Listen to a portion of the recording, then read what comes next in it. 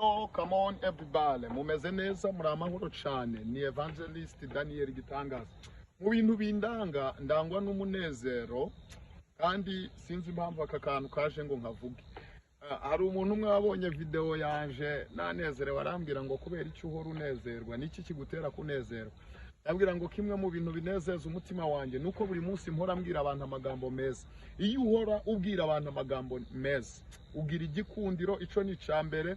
Ica kabiri, iyo uhora ubwira abantu amagambo meza ya buri munsi bigutera guhorana umunezero. Ariko iyo uhorana umushiha ugahorana umushiha, ewana nta ntambwe nimwe ushobora gutera. Ugerageza uvuga amagambo meza. Nabwiye abantu ngo mwige gukunda abanzi banyu kubera ko abantu bakwanga baba bagusunikira muri promise.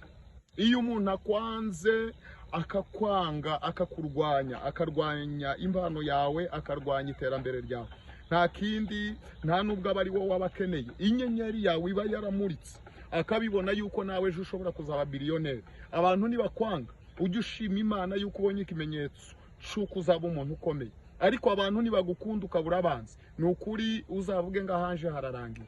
Shalom.